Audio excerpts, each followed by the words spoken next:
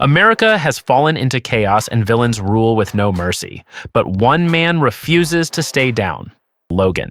Hey everyone, welcome back to Panelix, where we break down the most intense and shocking stories in comics. In Old Man Logan, Wolverine lives in a broken America overrun by ruthless villains. He has sworn never to unsheath his claws again, living in peace and trying to survive. But when the villains who destroyed his world threaten everything he cares about, Logan breaks that vow and strikes back with brutal force, hunting those responsible for the chaos. If you've followed Wolverine in other arcs, this story pushes him to his absolute limits, showing just how far he will go for vengeance.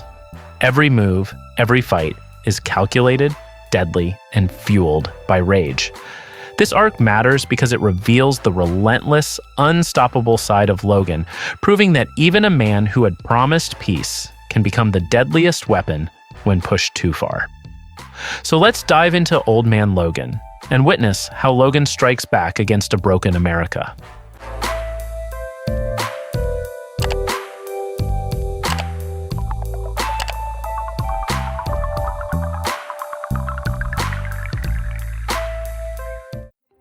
No one knows what happened during the fall of the heroes.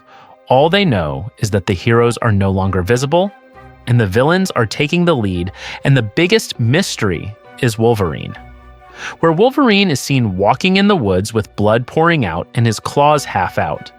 Some say he is badly injured, some say he is tired of fighting, but what is certain is that he has not been seen for 50 years. Currently in Sacramento, California, an aging Logan is seen riding his horse to his old ranch house, daydreaming and remembering the past when he was full of wounds and blood sitting next to the train tracks. Then a train came from his right and shone on his body. Suddenly, the voice of Logan's son named Scotty broke his reverie and said that their tractor was broken and he had tried to fix it, but it seemed they needed a new tractor engine. But unfortunately, Logan told Scotty that they couldn't buy it because they didn't have the money. And then his son asked what they should do, and Logan replied that they could try to lift it. Logan then told his wife that Abe Donovan would not buy their pig, even though Logan had said it was clean, and she said that was natural because he had lost 500 in the past. Then she asked what they could do. Logan replied, "I'll think of something." At dinner, Logan's wife Maureen told Logan that Jolene wanted to buy the Xbox that their daughter Jade played with. But Logan wouldn't agree to sell his daughter's toys, even though Maureen said her kids knew their predicament. Scotty adds that they don't have time to play games anyway, but Logan still disagrees. Then Jade tells him that Becky's mom, who is a friend of hers, told her that Logan used to be a superhero who joined a team. And when Maureen hears this, she looks at Logan, and Logan asks Jade to tell Becky's mom that there are no such things as superheroes. Logan was seen brooding outside the house, and Maureen approached him and said that Jade didn't mean anything bad but was just curious about what her father had done, so Maureen hoped that Logan wouldn't be mad at Jade. Logan confesses that he is not mad at Jade, but at himself for letting their situation get to this point, especially after what happened to the family up the hill who did not pay their rent. Maureen then explains that they have not paid for 3 months in a row, and this is the first time they have not paid in 20 years, but Logan says that their landlord cannot look weak in front of Doom and Kingpin or any other landlord, so they have to punish Logan and his family. But Maureen suggests that Logan tell them that they'll be paying double next month, and she's sure they'll understand. Logan tells her that these are Bruce Banner's grandchildren. They don't do reasonable. 2 days later, it's billing time. It's collection day, and Scotty is seen sitting outside the house loading his rifle. But Logan tells Scotty to put his rifle away, and Scotty replies that he just wants to be safe in case they get into trouble. But Logan still tells Scotty to put his rifle away, and Scotty swears because he just wants to help. Logan also told Scotty not to swear. At the same time, Maureen told him that the Hulk had arrived. Then 3 Hulks arrived in their vehicle, consisting of a female Hulk breastfeeding a child and 2 male Hulks who were the brothers of the female Hulk. Logan greeted the female Hulk as Miss Banner, and Miss Banner called Logan Wolverine, even though she knew Logan no longer used the name Wolverine. She then asked if she should call him Mr. Wolverine, and Logan replied that she could call him Logan. Miss Banner's two older brothers, Otis and Charlie, approached Logan, and Miss Banner explained that they were afraid Logan would make a mess, so they went along. Otis gave Logan a choice for his punishment. Either Logan would take a beating from them or they would level his farm. But Logan didn't answer, both of them getting angry now. "You deaf old man? This punk is trying to piss us off?" Logan took out his claws and ripped Otis's stomach open. And Maureen, who was holding Jade, screamed his name, "Logan!" Then Otis asked again in Logan's ear, "Well?" And it turned out that it was just Logan's imagination. And in reality, he didn't take out his claws. Then Logan replied that he wanted to take his punch. Otis says, "Good." And Otis starts punching Logan. Then Charlie joins in and stomps him. And Miss Banner, seeing this, just wonders how Wolverine can't even defend himself anymore. Charlie even challenges Logan, saying that Logan used to be the most dangerous person, while they were just punks. Then there was the sound of a gun being cocked, which turned out to be Scotty pointing it at Charlie and Otis and telling them to let go of his father. They both just laughed, but they let go of Logan and said that next month Logan would pay double, or they would kill Logan and his family.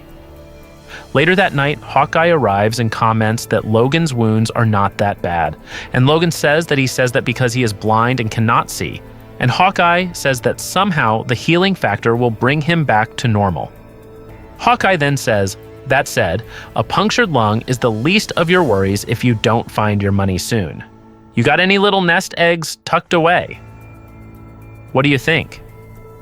I think you're in a lot of trouble. The only question is, what do you want to do about it? Logan replied that he didn't want to fight anymore. Then Hawkeye replied that what he was offering was a business proposition. Logan was curious and asked what business it was, and Hawkeye replied that it was a shipping business. Then Logan asked again if it was legal, and Hawkeye said how could he ask a former Avenger to break the law? Hawkeye explained that his package needed to be delivered to the East Coast in 2 weeks, and he couldn't do it alone. So he would pay Logan $500 to be his navigator, saying, "That's an awful lot of rent." He then asked, "What do you think?" And Logan just replied quietly, "My name is Logan." The next morning, Maureen and the kids said goodbye to Logan and asked him if he was sure he wanted to leave because New Babylon was not a friendly place, not to mention what he would face on the road. Logan replied that he had no choice after all. The journey there and back would only take a few weeks, and that would allow them to survive for a long time. Logan then told his son, Scotty, to take care of his sister and mother, and he told Jade, "Promise me you'll behave." To which Jade replied, "I promise." Then Logan hugged Jade and told her how much Logan loved her, and Jade did the same. As Logan approached Hawkeye in his car, Hawkeye commented on what if Sabretooth could see Logan's current state. Logan asked what Hawkeye was doing at the wheel, and Hawkeye replied that this was his car and Logan's job was to read the map and warn him of potholes. Logan then got in the passenger seat and buckled up while asking if this was really a Spider-Mobile, to which Hawkeye replied that Johnny Storm put it together himself and he and one of his ex-wives customized it a bit. Logan also commented on how fast the car was going, and Hawkeye explained that the car had to be fast because they were going to pass through 4 main kingdoms. He then told Logan to turn on the sat-nav or satellite navigation in the car and see their current position, which is in Hulkland or what used to be Abomination territory. They have to pass through the Kingpin Kingdom, or what used to be known as Magneto's Domain, Doom's Lair, then finally to the President's Quarter, where New Babylon is located. Logan tells them that they still have 3,000 miles to go, and they set off, as Hawkeye says, "Get ready for the ride of your life." In Northern California, Hawkeye was still driving the Spider-Mobile with no regard for the lane so that all the people and vehicles in front of him would not be hit. And when Logan reminded him, Hawkeye even felt that the Spider-Mobile needed all the attention it could get, especially with Wolverine beside him. But Logan still insisted that he wasn't the same man, but Hawkeye still insisted that he could still smell the savagery in Logan.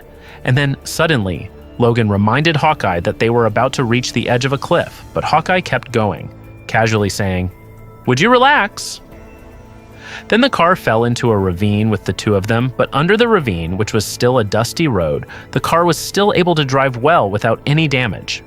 Then Hawkeye said that the car might be resilient. They arrived in San Francisco, and Logan was curious about the cargo they were carrying, and asked if it was drugs, but Hawkeye told Logan not to ask because he didn't need a reminder of how far he had fallen. Logan then pressed the navigation button on the car, and Hawkeye asked what was wrong. Logan explained that according to the sat-nav, they were in San Francisco, but there was nothing for miles, to which Hawkeye replied that things weren't working right.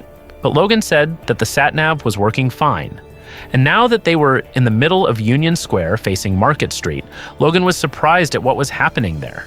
He and Hawkeye got out of the car. Their car lights shone on a group of earth-colored, large-eyed, light-sensitive creatures, and Hawkeye called them moloids, which were subterranean creatures that were also called the immune system of a planet, because they rested underground for millions of years. But when the number of humans reached 8 million, the planet would expel them to reduce the number of humans. But as far as Hawkeye knew, they were currently in Europe and Asia. This was the first time he had encountered them in America. The two of them walked up to the building with the moloids underneath, and Logan wondered if they could submerge the entire city. Hawkeye replied that they could do it right under the ground. Then Logan brought a light stick to check if it really went into the ground. He went into the building to check if there was anything alive inside, and when Hawkeye asked if he smelled anything inside, Logan replied that everything was dead. Hawkeye said it was a good thing he took Wolverine there, and Logan reminded him that his name was Logan, not Wolverine. Hawkeye then joked and said he forgot that Logan was just a farmer doing this job to pay the rent. He went on to remind him that Logan's wife and kids were in Sacramento, so Logan didn't have to pretend anymore. Logan said, "What the hell?" as he looked to his side and saw several Ghost Riders with their fire-wheeled motorcycles crash into Hawkeye. Then Hawkeye asked Logan to keep them away from their car and cargo. And upon hearing this, Logan ran toward their car. But one of the Ghost Riders threw a chain with a hook at the end toward Logan's leg, catching his leg and causing him to fall. The man and his friends then used the chain to hit Logan and told him to get up and fight back. Fight back! But Logan just stayed quiet and tried to contain his anger and not be triggered by the attack, saying that he would not hurt anyone. And he said that he could attack him, but Logan would not fight back. Then another Ghost Rider hit Logan with a spiked stick, saying that it was stupid, and then another Ghost Rider hit Logan's back with a metal stick. After they were satisfied with Logan, they left him and approached the car to check the package inside. And one of the Ghost Riders guessed that there must be drugs in it, because he knew that the blind man was a courier and there was news of a package shipment to the east. But suddenly, the person's head was shot from behind until it went through his nose, and who did it was none other than Hawkeye. Hawkeye took aim again and muttered to them to keep making noise, then he shot the other four. Logan asked what Hawkeye was doing, and when he heard this, Hawkeye got angry at Logan and asked if the promise not to get his claws out was true, and if Logan was now a pacifist, to which Logan replied that he had been telling Hawkeye that since Sacramento. Hawkeye, disheveled and without his glasses, said that he did not take Logan's words seriously, then asked, "What the hell did they do to you, man?" In Logan's mind, he was being ganged up on by Mr. Sinister, Sabretooth, and two others. Logan answers Hawkeye's question that they destroyed him, and that only common sense is keeping him alive. They rode back in the Spider Mobile and arrived at Hammer Falls, Nevada, and Hawkeye said that sometimes he felt insulted that they didn't just kill him. While Cap, Thor, and Tony Stark had been attacked and dropped from the start while they ignored him, as if he didn't worry them. Even though his eyes were attacked by glaucoma, he could still fight. And hearing this, Logan just replied flatly that Hawkeye was indeed a great man. Then he asked why there were so many people on the road. Hawkeye replied that Hammer Falls was ahead, the place where Thor was defeated by the Absorbing Man and Magneto. He then asked if Logan had never been there, and Logan replied that he had not been there in 50 years. Hawkeye then added that people often come here to pray for the superheroes to return in their costumes. Meanwhile, many people are seen in the streets wearing their favorite superhero costumes, and Logan replies that it won't happen. Then Hawkeye says there's no point in telling them that because they need hope to live. Logan then asks who rules this area, is it the Hulk? And Hawkeye tells him that this is the Kingpin's territory, while the Hulk only rules California. Logan continued to ask about the souvenirs he saw on the road that were souvenirs of Thor and other heroes. He was surprised that the president let this happen. Then Hawkeye replied that the president let it happen because there was money to be made from selling these souvenirs. After all, Hammer Falls is one of the tourist attractions in America. Then Logan saw something and said, Jesus. It turned out to be Thor's hammer, which was the size of a man, and tourists were seen standing in front of the hammer to pray and worship Mjolnir. Suddenly, a robot stopped their car, and the robot said that he was Ultron 8 and asked if Hawkeye had gotten a message from Tanya, to which Hawkeye replied, confused, because he had not gotten any messages and just wanted to stop for a while before continuing the journey. Ultron 8 then took them to the garage to meet Tanya, and Logan and Hawkeye got out of the car to follow Ultron 8. When Logan asked who Tanya was, Hawkeye replied that she was his third ex-wife who was Spider-Man's last child. When they arrived at the garage, Tanya immediately told Hawkeye that all of this had happened because of Hawkeye's stories, and Hawkeye confusedly asked, "Excuse me?" Tanya explained that Ashley had formed a superhero team with two of her other friends and said she didn't like the way the Kingpin had organized the area, so the team went north to defeat them. Ultron 8 added that the three had been captured and would be executed this morning. Tanya said, "Couldn't you tell her your drug dealer stories? At least she'd be earning a living that way," Logan asked, confused who they were talking about. Then Hawkeye explained that Ashley was his daughter with Tanya, and Ashley was seen in a Spider-Man costume sitting in a room with red lasers bordering the walls of the room, back at Tanya's garage in Las Vegas. Hawkeye argues with Tanya that Ashley, their daughter, doesn't look like the superhero type, and Tanya replies that it's because Hawkeye left when Ashley was 3 months old, and the only father figure for Ashley is Ultron 8. Meanwhile, Ultron 8 tries to calm Tanya down and says not to start any trouble. But Tanya goes on to say that with her father and grandfather being part of the Avengers, a superhero attitude is already in her DNA. Then Hawkeye replies that he thinks Ashley is more of the evil badass type and not altruistic at all. Tanya, impatient, asked if Hawkeye would help Ashley or not, and Hawkeye said yes. Hearing Hawkeye's words, Logan insisted that he would not get involved in Hawkeye's problems because his contract was only to be a navigator, and Hawkeye was furious that his daughter was going to die now. But Logan argued about the contract. Logan insisted that his contract was to be a navigator to New Babylon instead of dealing with the Kingpin. So Hawkeye finally offered to double the money to be a map reader for him to the Kingpin's place, and Logan finally agreed, but emphasizing that he would rather die than get his claws out again. You understand? Hearing this, Hawkeye replied that he could face his own battles and that they couldn't waste any more time because the Kingpin lived in Salt Lake City, which meant another 12 hours of travel, and Ultron 8 then gave Logan a keychain with the X-Men logo on it for good luck. For luck, sir. After seeing the X-Men logo, Logan remembers a past incident when he was sitting next to the train tracks and a train came and shined on Logan's face with his mask torn off and a desperate look in his eyes. But Hawkeye again urged him to leave immediately and woke Logan from his reverie, even implying that Charles Xavier was running faster than Logan. Cedar City, Utah. Hawkeye's car was on a mountain road with little vegetation on either side, and Hawkeye told Logan that although they had little time, Salt Lake City was on the way to New Babylon, so Logan would still have time to pay the rent. Logan replies that they are doing everything for their kids right now, and Hawkeye replies that he just can't believe his daughter chose to be a superhero. And even though things are not looking good right now, he is proud.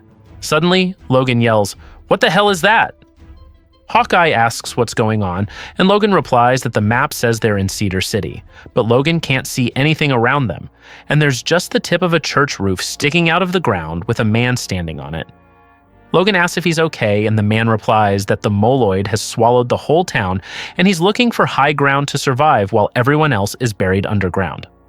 Hawkeye said there was nothing they could do because Ashley was waiting for them, and their car drove off. At Rice-Eccles Stadium in Salt Lake City, Ashley's two friends in superhero costumes were shown in the stadium tied by the neck with chains to a pole as a man explained that they were two of the three people who had come to save everyone from Kingpin's evil.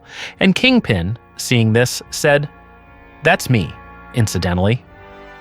Kingpin also added that the three men forgot that he was the one who defeated Magneto, who got this place after the disaster he created with Dr. Doom and the President. But Magneto's only fault was that, the bitch got old. The man in the Daredevil costume then asked what they had done to Ashley, and Kingpin replied, "Your skinny ringleader? Well, let's just say I'm still thinking of something nasty. You guys got off light." They are then attacked by two dinosaurs, and the crowd cheers as they film the event, even as they are both eaten by the dinosaurs. The Kingpin then stands at the edge of the arena, and his men say he can't believe they just attacked him. And the Kingpin replies that he had to spill blood to let people know who is strong. Then the Kingpin looks out at the crowd while raising his glowing staff, and Logan, who is watching with binoculars from a tall building, tells Hawkeye what he saw, commenting on how these people support the Kingpin when he's a psychopath. And Hawkeye replies that it shows how bad this place used to be under Magneto. Hawkeye adds that the Kingpin is a street fighter who rose to the top on his own, and the people like that, and he keeps them entertained. Hawkeye then asks about Ashley, and Logan replies that they have her locked up in a Walmart building across the street with 50 heavily armed men guarding her. Logan argued, "It's not going to be easy, Hawkeye," and Hawkeye just commented that luckily he had an ingenious plan, but Logan wanted him out of it. Hawkeye replied that he just had to drive.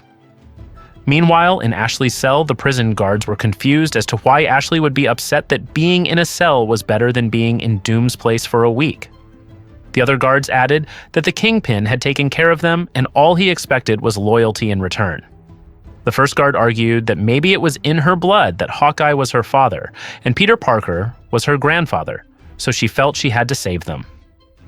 Hearing this, Ashley just looked at them silently. Meanwhile, on the side of the building where Ashley is being held, the Spider Mobile is quickly driven along the wall of the building to where Ashley is being held. And Hawkeye tells Logan to speed it up to 200 miles per hour. And Logan asks if Hawkeye's genius plan is to hit the wall and kill everyone. Hawkeye says yes, and Logan argues that it's not genius, but Hawkeye argues that it's genius if his plan works, as he covers his face with his hands to avoid getting hit by the broken glass. Meanwhile, Hawkeye's car crashed into the building where Ashley was being held, and in her cell, Ashley just commented, "That'll be Dad." Then Hawkeye jumped out of the car with his sword, and at the same time, Logan reminded him that he didn't want to fight. Hawkeye replied that he could take care of these guys, especially if they kept screaming and letting him know where they were, as he swung his sword. He slashed a guard in the stomach while holding his hand with a gun. Then Hawkeye ducked from another gunman's attack and stabbed him in the stomach. Then he moved forward and held the hand of the person in front of him with the gun and stuck his sword in that person's face. Hawkeye then entered the room where Ashley was being held and stuck his sword into the door until it pierced the guard's head behind the door, and he kicked the door open and asked Ashley where the control panel was. Ashley gave the directions. 31 inches to the left of my voice. And there was a guard preparing to attack Hawkeye next to Ashley. Then Hawkeye used his bow to release 2 arrows, one hitting the person who was about to attack him, and the other hitting the control panel and shutting off the laser in Ashley's cell. But Kingpin suddenly walked in and asked what happened, and Ashley swung the butt of the rifle in her hand hard at Kingpin's neck until his head broke off and commented that Kingpin had made his first big mistake. "You got old." And hearing the blow, Hawkeye asked if it was as bad as it sounded, and Ashley swung the rifle butt again to knock Hawkeye down and replied, "Worse." It turned out that Ashley had come to Kingpin's headquarters to take over Kingpin's power, just as Kingpin had used it to kill Magneto, not to free everyone. Then Ashley raised the gun in her hand and prepared to hit Hawkeye again, as an example to her men, and Logan, who was in the car outside the room and saw all of this, could only grip the steering wheel tightly and comment, "Damn you to hell for doing this, Hawkeye." Hawkeye, unable to prevent his daughter from raising a rifle to hit him, only says that Ashley doesn't have to do this, as Logan outside the room starts the car engine and is about to rush in. Ashley continues to say that this is what she wants and no one is forcing her. Then at the same time, Logan crashes into the wall of the room to enter, and a shocked Ashley can only scream, "What the hell?" Logan kept his foot on the gas pedal and drove through the wall on the other side of the building with Hawkeye in his left hand, and the car drove through the building across from them, shocking the people in the building. Logan then asked Hawkeye how he was doing, and Hawkeye replied that he wasn't doing so well, so Logan pulled him into the seat next to him and ordered him to put his head down. Meanwhile, a man from the building's security team stood in front of the car pointing his gun, but Logan kept driving and crashed into the wall of the building until it fell out onto the street. They continued to drive away, while Logan commented on how cute Hawkeye's daughter was, which Hawkeye knew was an insinuation. And he just replied, "Just shut up and drive, huh?" They left the area to continue their journey. Meanwhile, Ashley stood in front of the hole in the wall, looking at the hole in the opposite wall, and angrily yelled at the Kingpin's now former men to hurry up and catch up with Hawkeye and Logan. On the way, Logan looks in the rearview mirror and says he can't believe there are at least 50 cars and dinosaurs with people on them chasing them fast. He asks how they got the dinosaurs. And Hawkeye explains that they are imported from savage land. Hawkeye then comments on how the ground feels rumbling, and he thinks the pursuers must be right behind them. But Logan replies that it wasn't the sound of their pursuers, but an earthquake. Meanwhile, the ground in front of their car begins to crack due to the earthquake, and their car, along with their pursuer's car, falls into the hole created by the earthquake. Logan reminds Hawkeye to buckle up. "Strap yourself in, quick!" as they hold on to the front of the car and slide into the ground. 2 hours later. A green light illuminated the pitch-black underground as Logan's voice called out to Hawkeye. It turned out that the light came from a light stick that Logan was carrying. Logan walked down the underground passage containing the ruins while talking to himself that he was sure the collapse of the land was the work of the Moloid. He also said that some of his joints seemed to be broken, but he didn't feel the pain now. He then asked if Hawkeye was okay while shining a light in front of him, and saw a very large Moloid eating several humans who had fallen with Logan and Hawkeye. Seeing this, Logan cursed and shouted to repel the Moloid while raising his hand, and Hawkeye's voice was heard behind Logan saying that he was fine. Logan then turned around, and sure enough, Hawkeye looked alive. Only upside down because his body was still tied to the seatbelt of the Spider Mobile, which was currently upside down. Hawkeye then told Logan that the Moloid was not used to light and that he could use his light stick on it. While Logan approached Hawkeye's head, Hawkeye again said that the Moloid had been scratching at the car for hours trying to get in, and that he also heard the screams of the people inside. He then asked what was really going on, but Logan did not answer him and kept trying to get closer. He then used his light stick and took the part of the car that was lying down to jack up the body of the Spider-Mobile. Hawkeye, hearing the noise Logan was making, asked what the noise was, but Logan did not answer. And fortunately, the car was able to turn around. Logan then chased away all the Moloids surrounding their car and returned to the wheel to start the car, warning Hawkeye that he had smelled a bad smell ahead. So Hawkeye had to be prepared for what they were about to pass. Hawkeye asks if the Moloids have eaten all of their pursuers, to which Logan simply replies, "Yep." As the car's headlights shine on the hole, they see the bodies being eaten by the Moloid horde. Hawkeye asks what they're going to do, since they're supposed to be hundreds or even thousands of feet underground, and Logan reminds him that they have Peter Parker's old car, so it can do what a spider can do. The car then drives on the surface of the pit wall as if it were a normal flat road, and Logan throws the light stick he was holding back. When they reached the banks of the Pacepot River in Wyoming, there were a bunch of dinosaurs running around their car, and Logan asked how many dinosaurs were there, and Hawkeye replied that there were hundreds because dinosaurs had been popular in recent years, but because of the high cost of maintaining them, the dinosaurs had been abandoned. Hawkeye also reminded him that the spray he gave him earlier could make it safe from dinosaurs in Electroville. Logan sees a giant skeleton with horns on its skull, and in surprise he exclaims, "What the hell is that?" And Hawkeye tells him that if he means a Manhattan skyscraper standing on top of a huge big guy, then it's the Baxter Building. Their car then passes the skeleton's head, and Logan asks, "Who's the guy?" And Hawkeye explains that it's Loki, Thor's half-brother. He also adds that Logan missed a big fight that happened back then. In South Dakota, at the top of a hill, a symbiote is watching them, and under the hill, a Hawkeye car is driving. And Hawkeye asks what happened to Reed and Sue, because they know what happened to Ben and Johnny, but the news about Reed and Sue is still a mystery. Some say Kang defeated them and threw them into the time stream, and this news was received from the Shocker. Logan responds by suggesting that they could come back and save the world like they used to, and Hawkeye just says, "Yeah, right." He also adds that it's a little late for that now. Their car passes Mount Rushmore, and next to the carvings of the 4 American presidents is an additional carving of the president's skull in Des Moines, Iowa. They took a break at a bar, and while they were drinking at the bar, Logan asked if he was still upset about Ashley. Hawkeye replied that he was the first person Ashley saw when she was born, and that he was very proud. And since he had taken people to other worlds many times, this was the first time he had welcomed someone into the world, and he wondered how he could ruin everything. Hawkeye then turns his face to Logan and says that at least Logan looks the same as before, and hearing this, Logan replies that that's what he's afraid of. Hawkeye then asked what he meant, and Logan said that Hawkeye knew what he meant. In his memory, he saw his old self standing with his claws out and the supervillains lying dead in front of him, while Logan, whose mask was torn, was bleeding from his mouth. Then at that moment, Logan's shadowed face appeared, shedding tears as he said that he was not his old self, and that he loved his children, his wife, and his life now. Hearing this, Hawkeye tried to comfort Logan by hugging him and saying that no one said Logan was bloodthirsty. Apparently, there was a visitor who saw Hawkeye's behavior toward Logan, and his friend who was in front of the man joked by calling Hawkeye and Logan girls. But before he could finish, Logan had jumped on the man's chair until the man fell. He put his clenched hand under the man's chin and then said, "Go ahead, try to make a joke." Hawkeye yelled and called his name, "Logan!"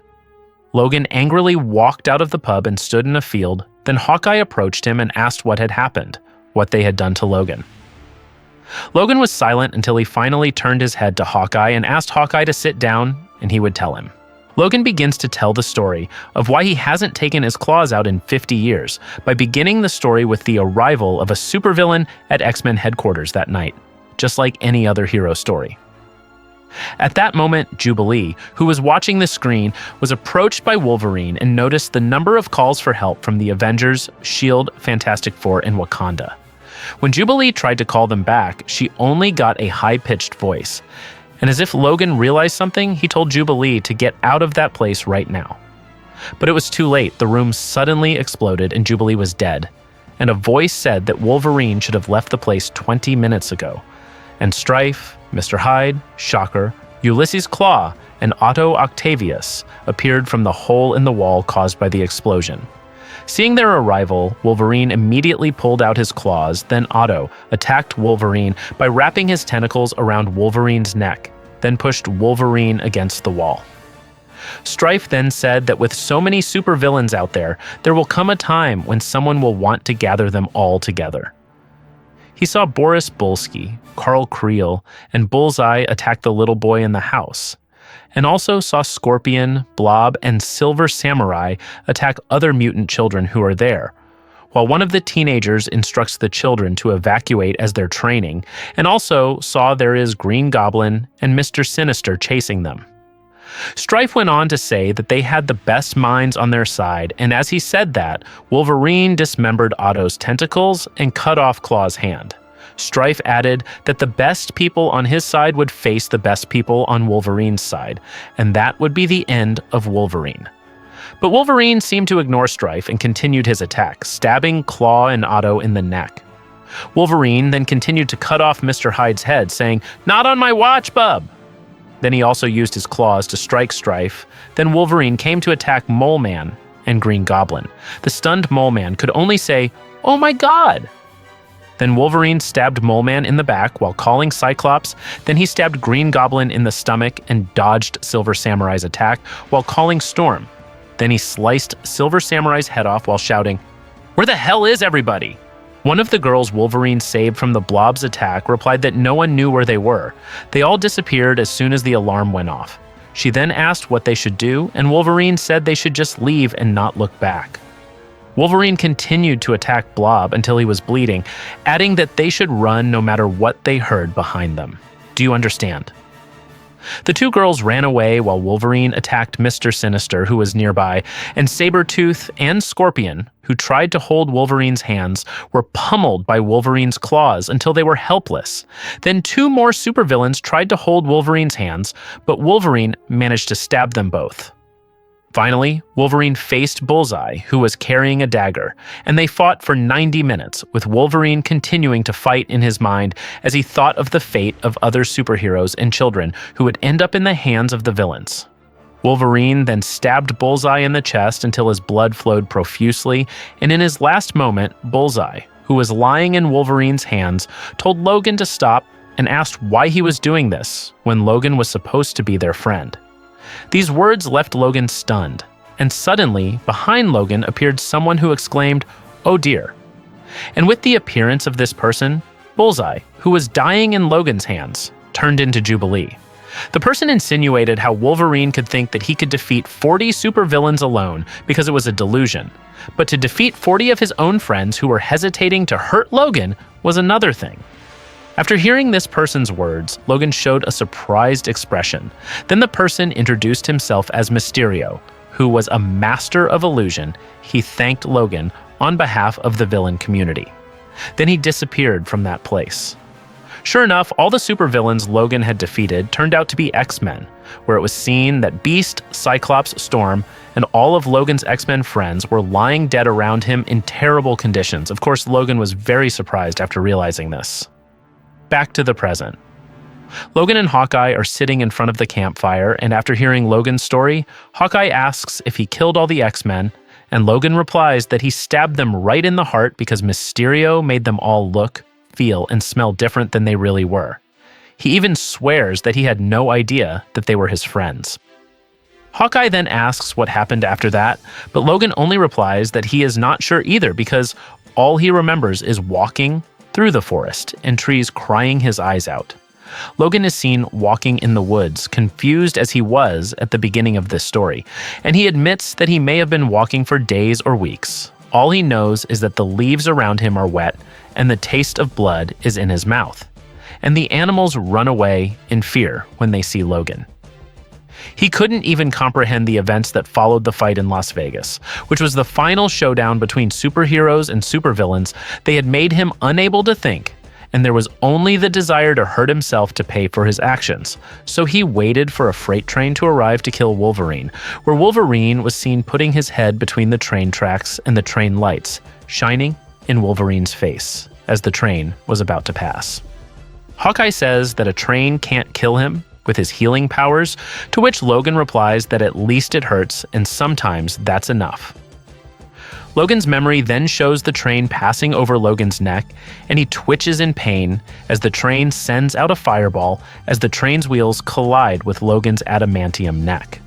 By this time, Logan was crying as he held his head and asked Hawkeye how Hawkeye could say that Wolverine did not deserve to die, and how Hawkeye could make the comment that he was an idiot for not using his claws for 50 years, to which Hawkeye could only reply, "I wouldn't dare." Logan then looked at Hawkeye and pointed out that he would only be a farmer now, and his hands would only be used for farming, so Hawkeye should stop expecting him to fight, to which Hawkeye agreed. At Dwight's toll. A little man in Eric O'Grady's helmet stops their car and demands 80 cents to cross the bridge behind him, or he'll have an army of ants attack them. Logan asks if this is a joke, and Dwight tells them they'll have to pay 80 cents if they want to continue, or else he'll have millions of his little friends waiting for his orders to attack them. Hawkeye pays the 80 cents and Dwight lets him pass. As they crossed the bridge, Logan asked if the man was serious, and Hawkeye replied that Dwight was always serious, then added that the 80 cents had been well spent. Then there were many human skeletons and cars lying under the bridge, examples of people who did not want to pay to cross the bridge. At Doom's Head, Illinois. Their car passes 2 dinosaurs drinking in a puddle, and Hawkeye says that after hearing the story he experienced in Westchester, he even feels sorry for offering Logan the job. Then Hawkeye apologizes to him. But Logan only responds by telling him to forget it, saying that the past will be able to hurt them if they allow it to follow them. Meanwhile, the 2 dinosaurs they just passed look behind them and see a symbiote-infected dinosaur running after Hawkeye and Logan's car in Doom's Head, Illinois.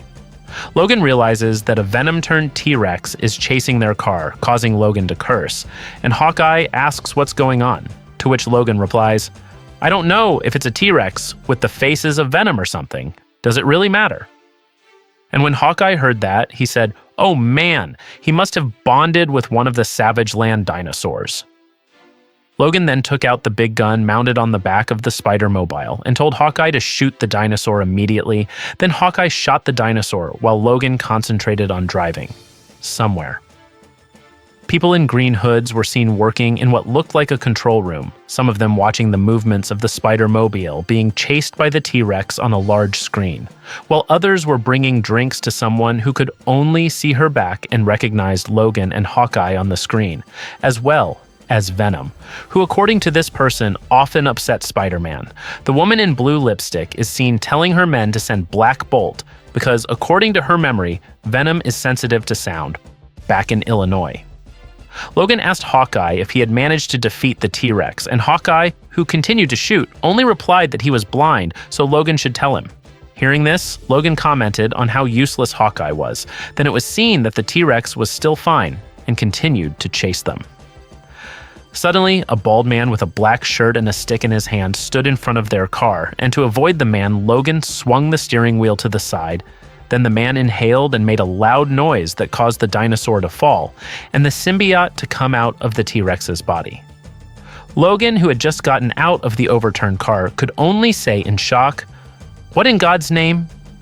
While Hawkeye, who could not see, could only ask what had just happened there. But the bald man, who turned out to be Black Bolt, just put his index finger in his mouth and they teleported along with their car to where the woman was in the Forbidden Quarter. The woman then apologized because Black Bolt hadn't explained anything to them, then introduced herself as Emma Frost, and Logan, hearing this, could only be surprised to know that she was Emma, while Hawkeye asked what her purpose was in kidnapping the two of them and their $600 million car. Emma then said that Hawkeye hadn't paid a dime for the car, but had won it after cheating at a card game with a Mandarin 20 years ago using a plant and an earpiece. Besides, she didn't kidnap them, she helped them, and their car was being fixed by the mechanic, so they shouldn't make any accusations. Logan then asks how Emma still looks so young, and Emma explains that as the most powerful psychic in the world, she can make them see anything she wants, even places that aren't as good as they look. Now Logan and Hawkeye change clothes with the help of Emma's green-hooded men. Then Logan asks where they are now. Emma replies that they are in the last place in the world where their race can live without fear and persecution. Then Emma tells Logan that their race is no longer the future. Logan asks what she means, then Emma explains that the theory that mutants are the next evolution for humans seems to be just a theory. Emma continues that there are only 20 mutants left in the world, indicating that they are just genetic anomalies. Hawkeye, wearing his jacket, said he could feel more sorry for Emma if she didn't reveal the secrets, and Emma asked what Hawkeye meant. Hawkeye then implied that Emma knew what he meant, but Emma insisted that she was just someone who had survived, and marrying her husband could save mutants. But Hawkeye didn't believe Emma's words because he had Black Bolt on her side.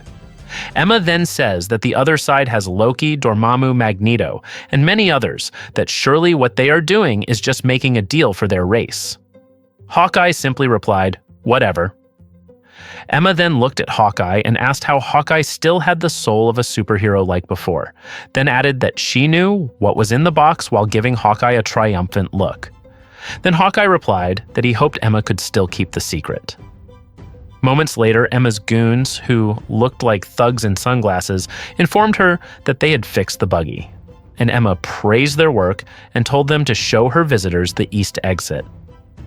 Emma looked at Logan and asked if his life in California with his wife and children could give him the satisfaction and peace he always wanted, and Logan replied that she was the one who could read minds.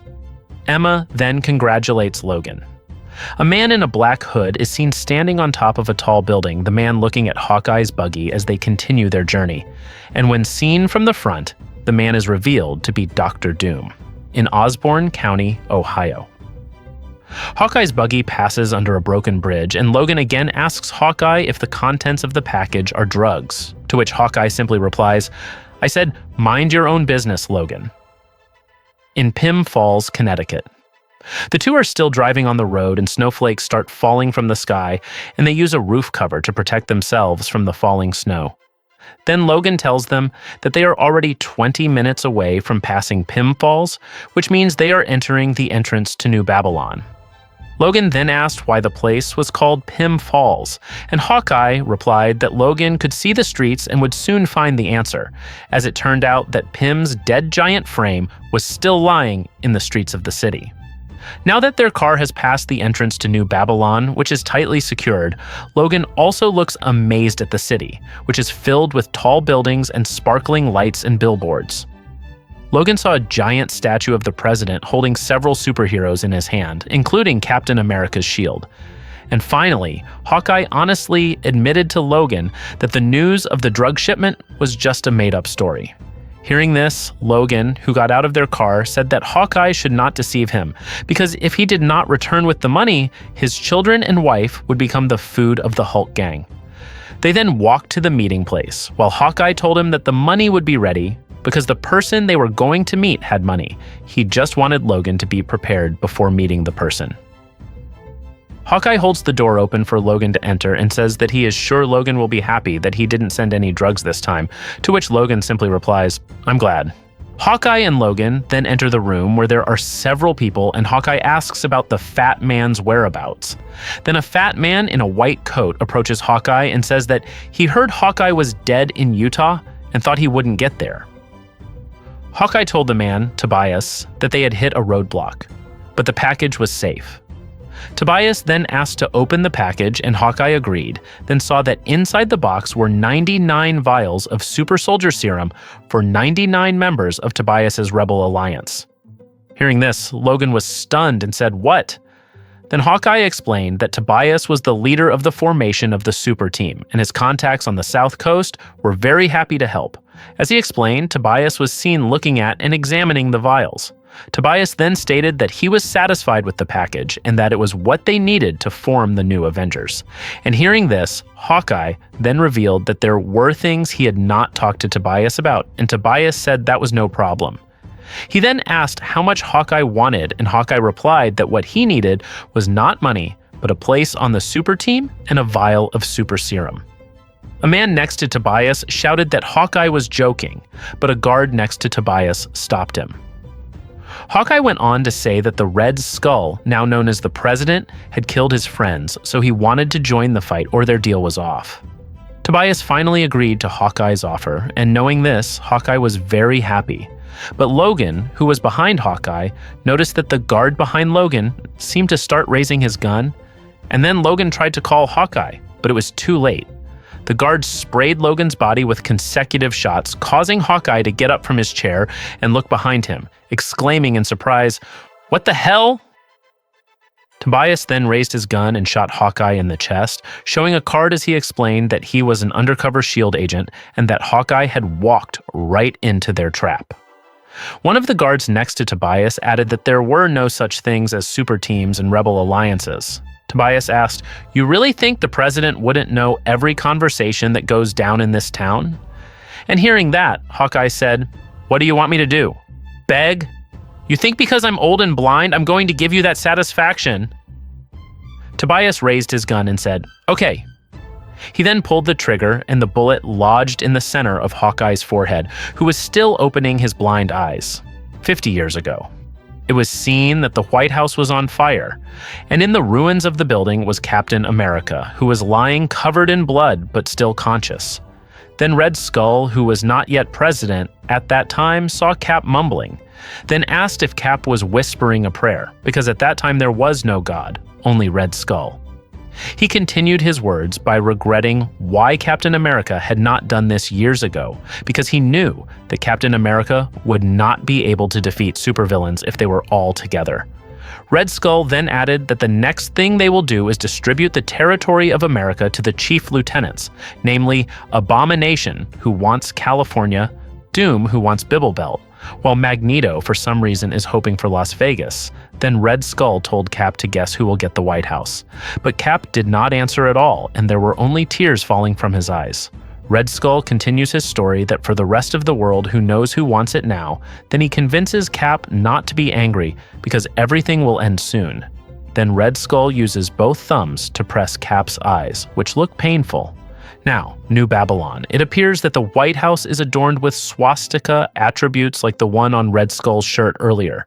And inside the White House, Red Skull is standing in front of a display case containing Captain America's shield, Iron Man's armor, Thor's helmet, Spider-Man's mask, and other paraphernalia from dead superheroes. And it turns out that when viewed from the front, Red Skull is wearing Captain America's mask, and he is talking to himself, telling himself that even now he can beat him, because even though he is old, he is still strong. He then continues talking to Hines, who is his subordinate, that his wife thought he was terrible for wearing Cap's mask, but according to him, Captain America's uniform was the best gift of all their results. Even the ancients used the skin of their enemies. But why can't he do eccentric things? But Hines replied with something else. He told him that Tobias and the SHIELD team had gotten the corpse he wanted. Then he asked if Red Skull wanted to meet them next time. Hearing this, Red Skull asked Hines to tell them to come in. Then Tobias came in with a box, and his two men each carried a corpse on their shoulders. Red Skull said, "So this is the super soldier serum that had everyone so excited. All this trouble over one little box." Tobias then replied that the Red Skull must understand that Captain America's rise from the dead is an important myth for Americans. And hearing this, Red Skull commented that this time Captain America would not return. And then a subordinate of Tobias, seeing all the superhero paraphernalia in the room, asked if it was all real. And Red Skull agreed, responding that this was his tropical room, where he came when he was about to make a decision, because for him, there was no better place to find inspiration than around the corpses of his enemies. Tobias's men then lowered the two bodies onto their shoulders and removed the cloth covering their faces, and Tobias commented that he couldn't believe Red Skull would put Hawkeye in that place. Red Skull replied that he hadn't considered Hawkeye at all, but it was time to put Hawkeye in there after all. It would seem rude if he wasn't paired with the Parkers and the Starks. Red Skull then asked Tobias how many other people were having similar hero meetings in their basement, and Tobias replied that they could handle it. Red Skull then praised Tobias's work and pointed to a suitcase filled with money, and told Tobias to keep it for fun. But Tobias's men found something strange about the body of Hawkeye's friend, and Red Skull replied that it was natural since he had showered him with bullets. The man said that the bullet wound on the body had disappeared, but before the man could finish, Logan's leg kicked the man in the crotch. After that, Logan kicked Tobias's other man and hit Hines in the head with his fist, not forgetting that he also hit Tobias in the head with a chair. Then Logan stood up with his wounds slowly healing and said, "You're going down, Skull." Skull also said that Logan's arrival was a surprise because he thought Logan had chosen the path of a good man. He then asked if Logan was doing this because he had killed his little friend. Then Logan attacked Skull, and Skull dodged Logan's fists. Then Skull replaced Logan's face, jaw, and stomach. Then he punched Logan's body hard until Logan staggered down and broke one of his display cases. Skull commented that Logan wasn't as strong as he used to be. He didn't even have his adamantium claws out. When Logan tried to get up, Skull punched him again until another display case shattered on Logan's body and commented, "You're pathetic! Automatic locks." Skull then picked up a sword from among the broken glass cabinets and activated an automatic lock that closed the room, locking out Skull's security team that was supposed to help him. Then Skull raised the sword and added that Logan should stay in his hideout, because at least he could die in his sleep. But when he attacked Logan with the sword, Logan deflected it with Captain America's shield. Realizing his mistake, the Skull screamed, "No!" And Logan smashed the shield against the Skull's head repeatedly, then used the shield to beat the Skull's body until he fell against a glass case. Logan then told Skull to stay where he was, but Skull laughed at Logan and commented that Logan didn't have the guts to kill him. But this time Skull was wrong, as Logan finally swung the shield at Skull's neck until his head separated from his neck.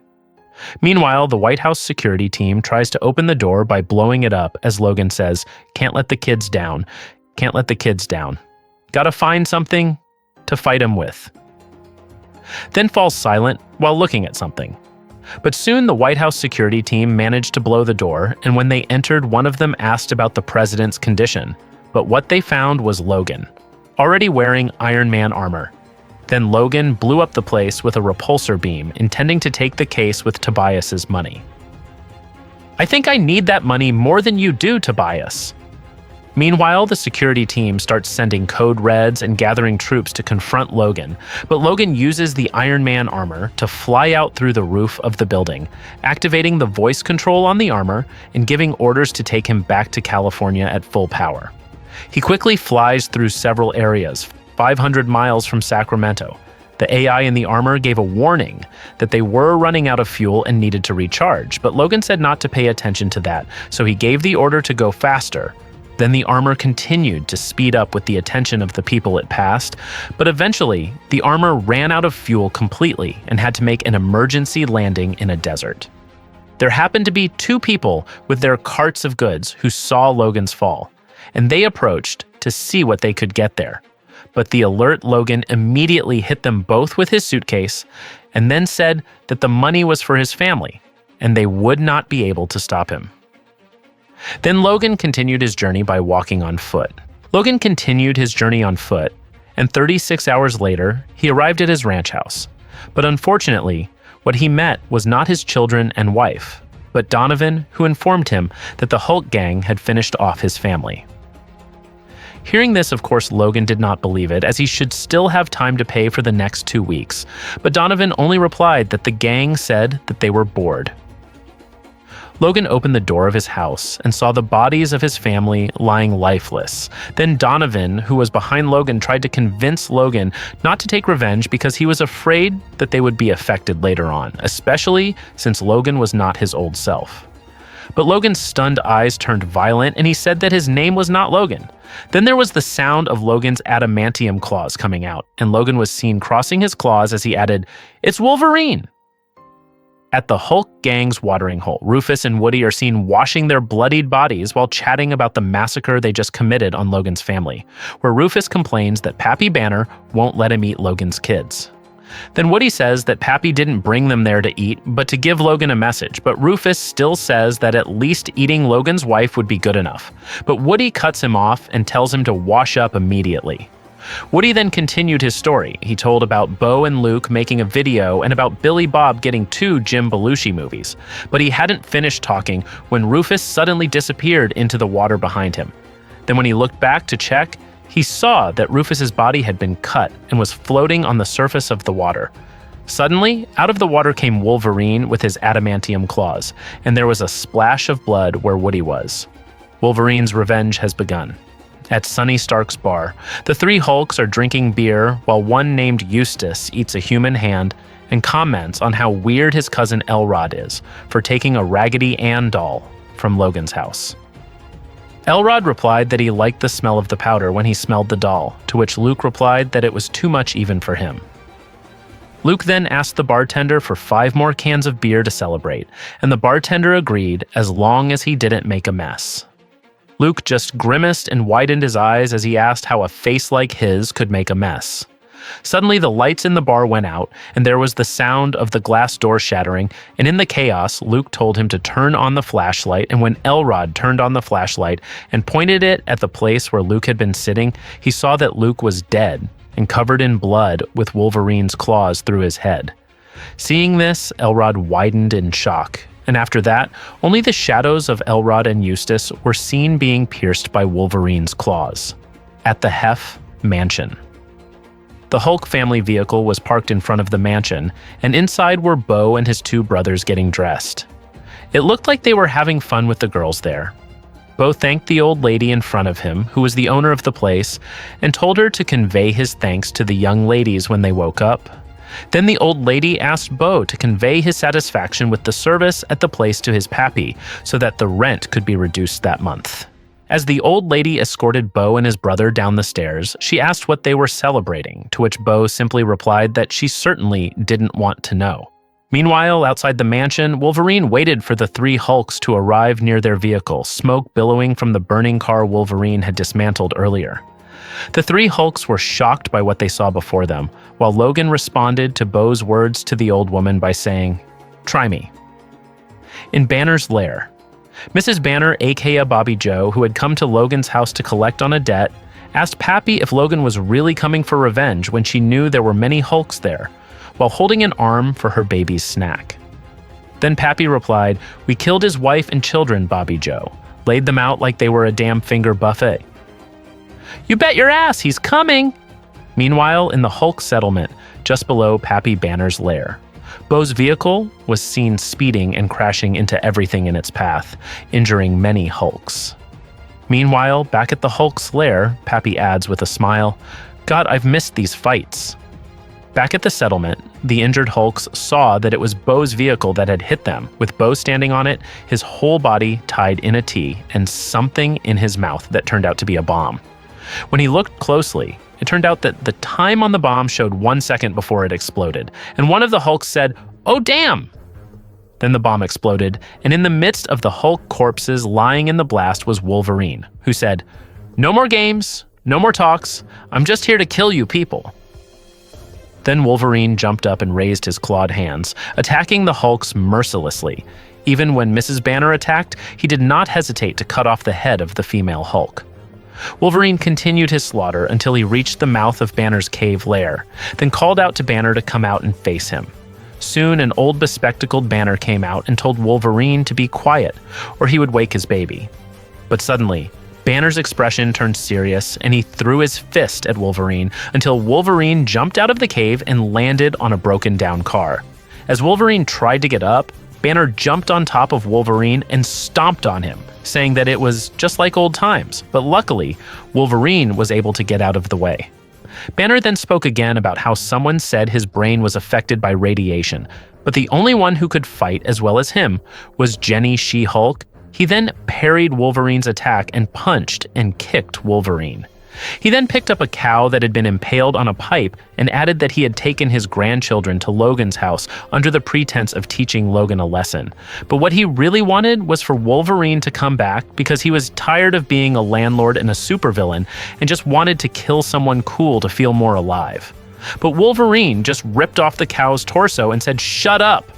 Then he swung his claws at Banner and said that this was no joke and not a fight like the old days, but one where everything had to be done. Then Wolverine dug his claws into Banner's stomach all the way to his back and added, "This is for my wife and kids." But suddenly, Banner knocks Logan to the ground and tells him not to make Banner angry. Now he turns into the Hulk and then he pulls Wolverine's body and eats him alive. 12 hours later, Billy Bob, who is Bo's son, calls Pappy Banner outside his cave and says that he just picked up a Jim Belushi movie and just found out that the Hulk gang is dead, then enters the cave and asks if it is true that the one who killed their entire family was Wolverine. Pappy Banner confirmed it, but added that he had beaten and eaten Wolverine, and Billy Bob said that only the two of them were left of the whole gang. But Pappy Banner added that there was still baby Bruce, who seemed to be sitting pretty without understanding what was happening. Pappy Banner went on to say that with the help of the girls at Hef's mansion, they would be able to start all over again, so that his superpowers would survive later. But suddenly, Banner's talk started to digress, mentioning nuclear explosions, supervillains, and how they survived in a hopeless world. And seeing this, Billy Bob asked if Pappy Banner was okay, and Banner replied that he felt his stomach cramping. While he held his stomach until he bent his body in pain, Billy Bob, who had just realized something, asked if it was true that he had eaten Wolverine, and Banner replied that they were used to eating their enemies. And Billy also reminded Banner that among their enemies, none had a healing factor like Wolverine. Sure enough, Wolverine ripped open Banner's back from the inside, and Banner finally died. He then asked Billy for his clothes and shoes, and Billy gave them to him, begging Wolverine not to hurt him and baby Bruce. But Wolverine said that Banner had taken his entire family, so he would take Banner's baby as well. 1 month later, at Logan's farm, Logan was seen at his family's gravesite with Abe Donovan and some locals. He was seen kneeling and placing his children's toys on their graves. Then Abe said that everyone loved Maureen and her children and commented on how cute they were. Hearing this, Logan replied, "The best." Abe also says it's a good thing he got his kids' toys back and asks if Logan is sure he's going to leave, to which Logan says he is. Someone brings a horse for Logan to ride, and sad citizens are seen crying at Logan's family grave. Then a girl asks if it's true that he's going to defeat the criminals and restore the law. Logan confirmed that it was, then an old man argued that it was impossible, but Logan replied that a friend once said that there was no such thing as impossible. Hearing this, an old lady asked who that person was, and Logan replied that it was the same person who told him to forgive himself. Logan added that he also took his partner with him this time while showing baby Bruce who was in his backpack.